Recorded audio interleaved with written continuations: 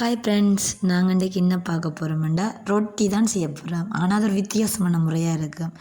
முட்டையை பயன்படுத்தி செய்ய போகிறோம். நல்ல மெதுவான ரொட்டி. அதை எப்படி செய்யலாம்ன்றதை பார்ப்போம். அதுக்காக 2 முட்டை எடுத்து நான் உடைச்சி கொள்கிறேன். 2 முட்டையின் வெள்ளைக்கருவும் மஞ்சள் கருவும் வேணும். இப்போ 2 முட்டை எடுத்தோம்னு சொன்னால் ரொட்டிக்கு தேவையானம்மா 2 கப் அளவு, அதாவது 2 சுண்டு 400 கிராம் அளவு வேணும். முட்டையை நல்லா அடிச்செடுக்கணும்.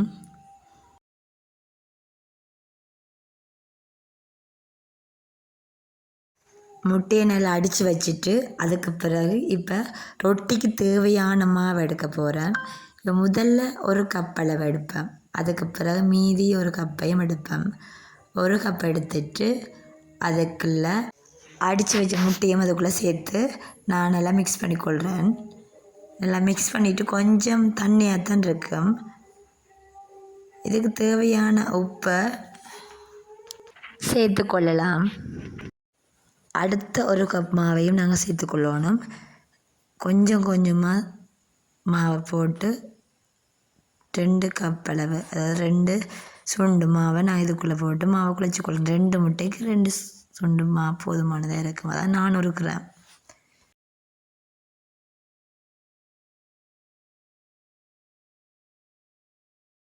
மாவை ரொட்டி பதத்துக்கு குழச்சி வைக்கணும். ஈரத்தன்மை கூடினா மாவை சேர்க்கணும். இப்போ 2 கப் அளவு மாத்தான் இங்கே சேர்க்க போகிறோம். 2 முட்டைன்னு சொன்னால் அதுக்கேற்ற மாதிரி மாவை குழச்சி நல்லா அடித்து குழைக்கணும். மாவை குழச்சிட்டு ஒரு 15-20 நிமிஷம் விடணும். அப்போ தான் நல்ல டேஸ்ட்டாக சாஃப்டாக ரொட்டி வரும். அதனால தான் ஒரு 15-20 நிமிஷம் கொஞ்சம் நேரம் புளிக்க விடணும். இப்போ மாவுக்குள்ளே கொஞ்சம் எண்ணெயை விட்டு நல்லா தட்டி கொள்ளணும். பிறகு எண்ணெய் விட்டால் தான் ஒட்டாமல் வரும். நாங்கள் ரொட்டியை தட்டுறதுக்கும் ஈஸியாக இருக்கும். அதனால் கொஞ்சம் எண்ணெய் விடுவோம்.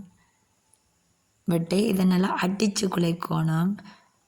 5 நிமிஷம், அப்படி 5-10 நிமிஷத்துக்கு அடித்து குழைக்கலாம்.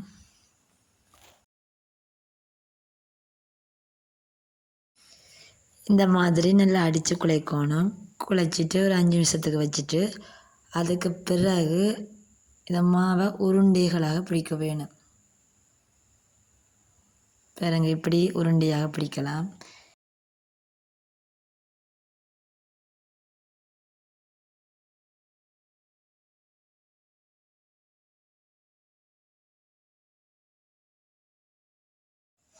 இப்போ எல்லா மாவையும் உருண்டைகளாக பிடிச்சி வைக்கணும்.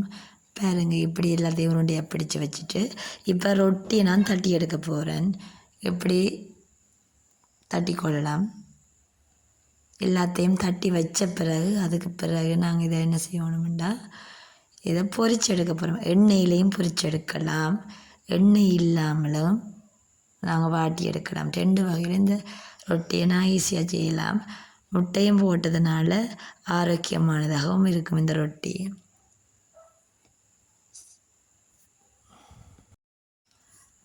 பாத்திரத்துக்குள்ள எண்ணெய் விட்டுட்டு எண்ணெய் சூடான பிறகு ரொட்டியை நாங்கள் ஒன்றா போட்டு எடுக்கணும். உங்களுக்கு எண்ணெய் பிடிக்காடி எண்ணெய் இல்லாமலும் வாட்டியும் எடுக்கலாம். டேஸ்ட்டாக இருக்கும். எப்படி நாங்கள் எல்லா ரொட்டியையும் சுட்டு எடுக்கணும். அதங்க இப்படி வந்துருக்குங்க. இந்த முருண்டு நல்ல டேஸ்ட்டாக இருந்தது. நீங்களும் இப்படி செய்து பாருங்கள்.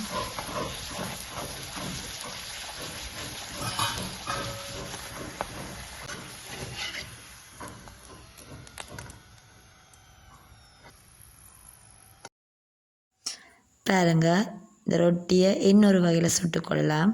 அது எண்ணெய் இல்லாமல் நாங்கள் வாட்டி எடுக்கிறோம். கொஞ்சம் எண்ணெயை விட்டுட்டு இதை வாட்டியும் எடுக்கலாம்.